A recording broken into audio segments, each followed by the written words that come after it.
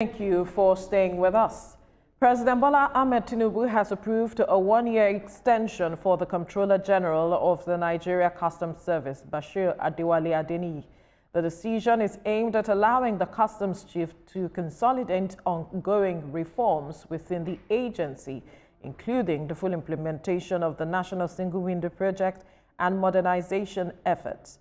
The extension shifts his expected retirement from August 2025 to August 2026, sparking mixed reactions across sectors.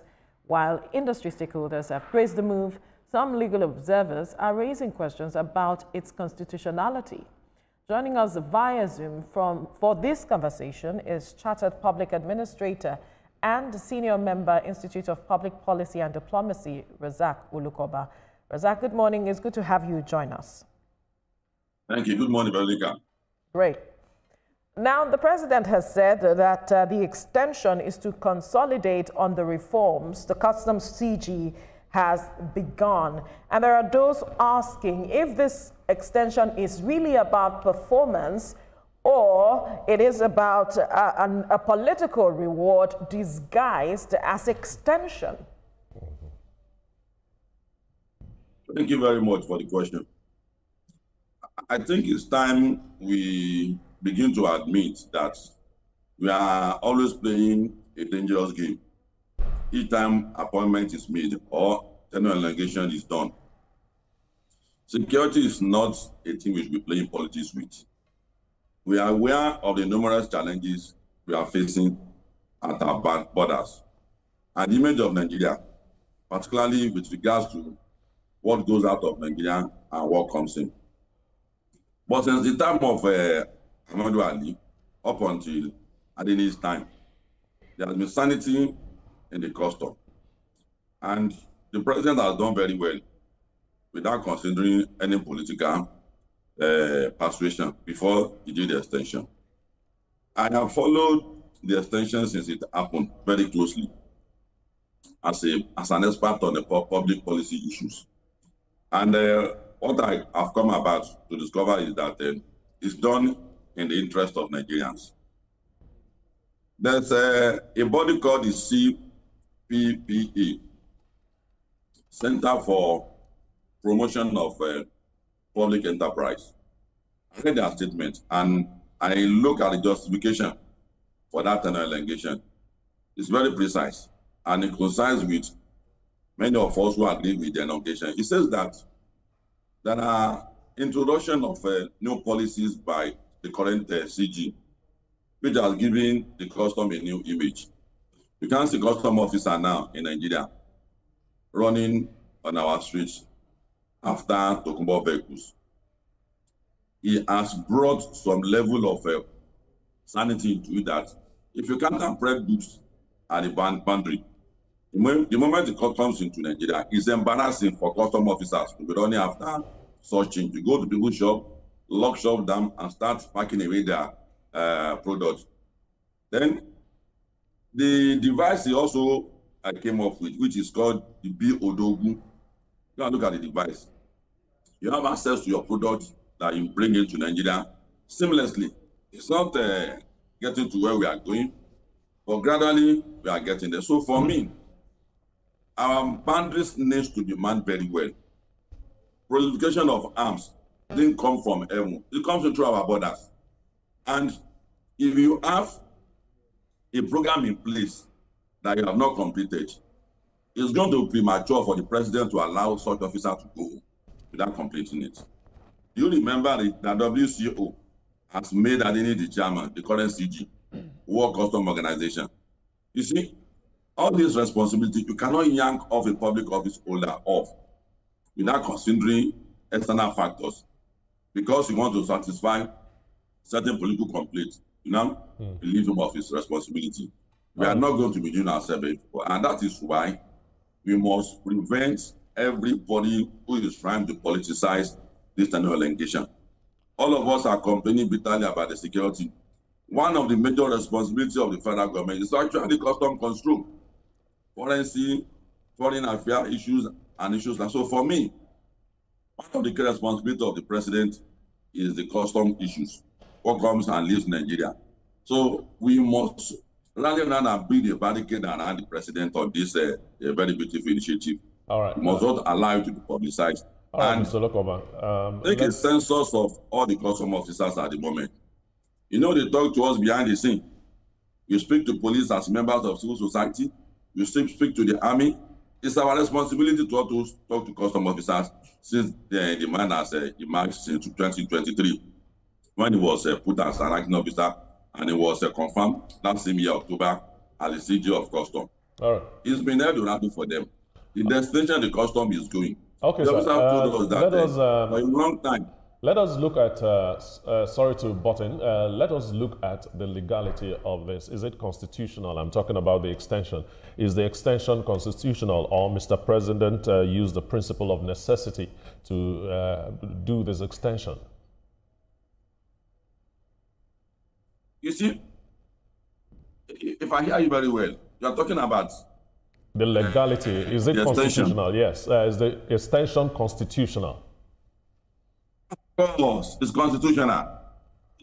I know for sure that the president is someone who respects authorities very well and lay down rules.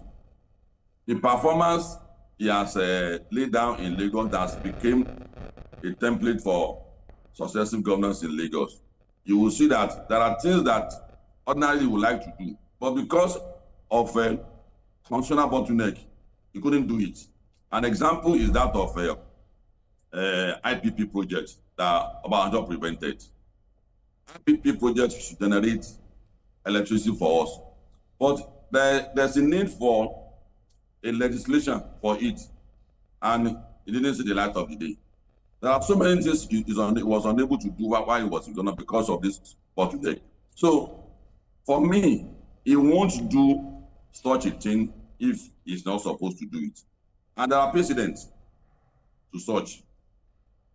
In fact, Buhari had to make someone outside the customs circle, the DG. Amadou Ali is a retired military officer, and he became the CG of customs. So the prerogative of the president is what we need to determine who comes in at what time, and at what time he should leave. So if we need the guy there, even more than 1 year, he needs to do it.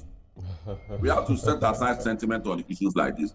We are talking about the security of the country. You and I agree that in the rating, one of the most porous countries in the world in terms of boundary accessibility is Nigeria. Go to Niger, go to Cameroon, come to Cotonou here, there we have a Bashar boundary with the Benin Republic. It's very porous. So if you have someone in Amadou Ali who did very well, and without any coming to consolidate it, I think we need to give him everything he needs to succeed. Indeed. Because indeed, the president has with your eyes closed. Let me come in here now, sir. Let me come in now. Indeed, the president has to use all the means available to him to, deliver on the dividends that he swore to and promised Nigerians. But one of the arguments that has come against this 10-year elongation of the CG of customs is on the grounds of age falsification. And a human rights lawyer here by the name Dr. Bolaji Akinyemi has challenged that. In fact, he's, sued the presidency, named quite a number of other cabinet ministers as, responding to the suit, that the CG falsified his age, and according to his curriculum vitae, he had turned 60 some months ago, and so by that, he should at this time be out of service, active service as it were. And so he had to go redo that again to reduce his age. Now that again is an allegation from Dr. Bolaji. But my concern here is, are these things part of what can be legitimate to look into this 10-year extension? Is it right? See, as a people, we have to stop majoring in minors. The question of age, of course, is important. The reason behind it is to ensure that they get the best out of you at your productive age. But you see, in academics, in security, in the medical line, the older you are in service, the better for that institution, because it's not a regular exercise. Security requires a lot of experience. I'm involved in it. The private guard that I am one of, now run private institutions, is the largest employer of labor, the private guys. I'm the MD of a RQ security company. We employ over 4 million personnel across the country. And you see, we employ retired policemen, retired army officers. They are still productive. And they give us useful tips on how to train our personnel. And they are doing well. So academics, medicine, and security is not a thing that you allow sentiment of age to weigh down. The older they become, the better they are in their service. So, and we have told ourselves severally that when it comes to the question of economy and security and livelihood, we should limit the way we listen to political office holders. Members of civil society that say something about the age issue. I think we should have to advise them not to become a willing tool in the hand of political class. Political class play politics with virtually everything in our life. The reason why the removal of subsidy became so topical issue and get resistance from Nigerians today is incitement from political class. And that's not good for us. Who doesn't know that removal of subsidy will come with its own challenge? And at the end of the day, it comes with its own benefit too, which we are seeing today. All state governors are getting more money in their pockets, which is not the case before. So, for me, let's set aside damaging sentiments, critique that will mislead government from taking wrong policy. Because the moment government try to do anything, and all you...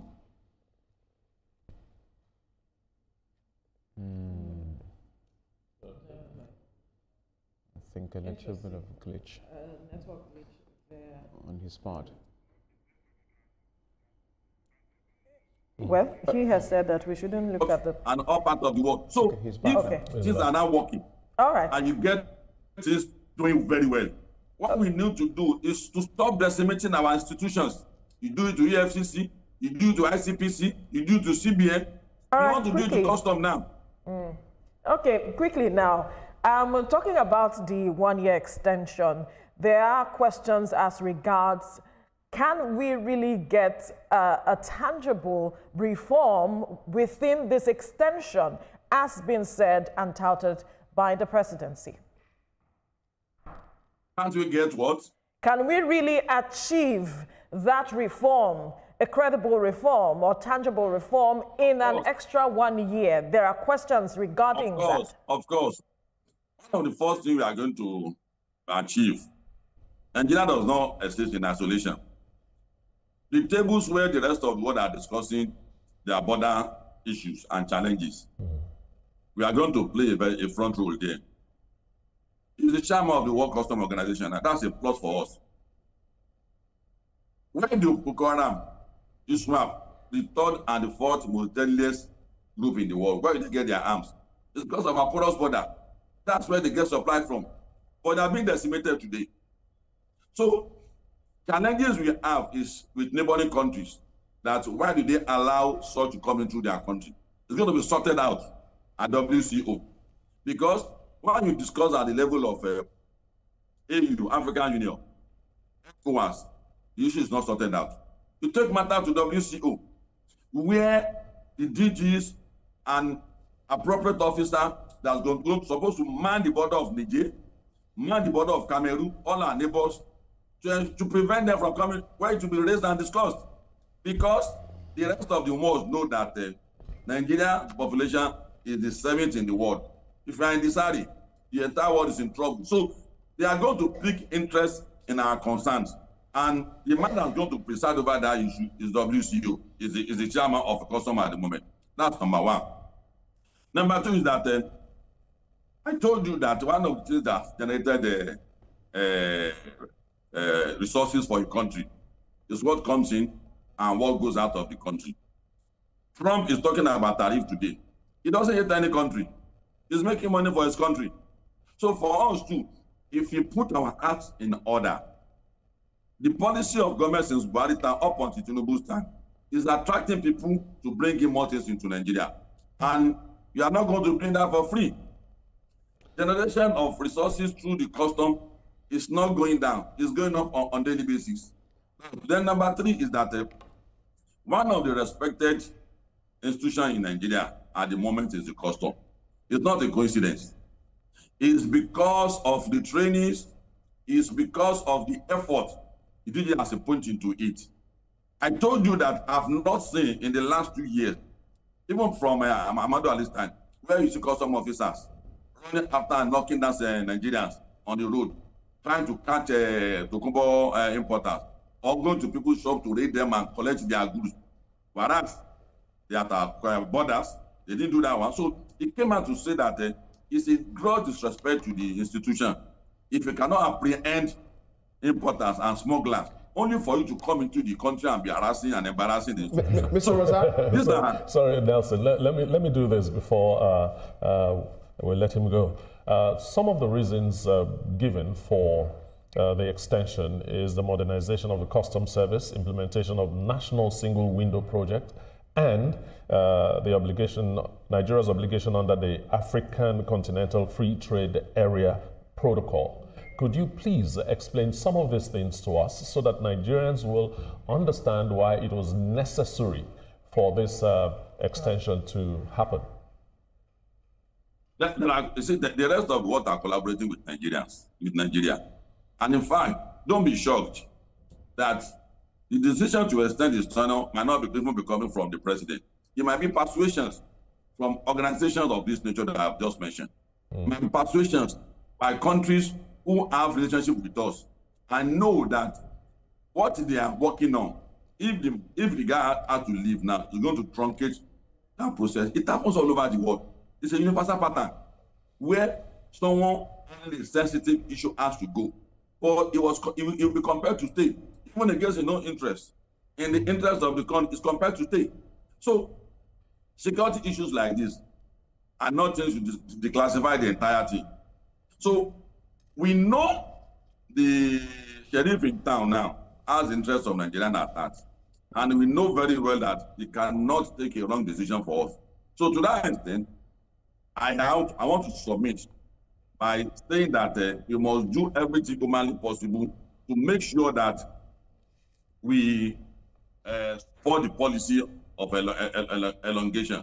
You see, custom plays a very central role in the life of any nation. You don't have to joke with custom issues. Custom issue is a nucleus. It's one of the life wire that ensure that you sleep with your eyes closed. It's your boundary police. And it also prevents products that may cause damage to the existence of Nigeria. For instance, to certain drugs coming into Nigeria through the land border, our land border, and through the air. It's through the custom. So for us, let us see what other things this man is going to bring on board. Let's support the initiative. We have gone now to continue to sensitize our people on how to ensure that our institutions are not decimated and promoted. You know very well that I come to your program all the time to support EFCC, ITPC. And on this note too, I am going to be one of the people that will keep supporting institutions as custom to ensure that they do a service delivery to us. You know, this issue of land border that Mr. Razak has kept talking over and over again, I wish we had a lot of time to, break this down with you, Mr. Razak. Why not?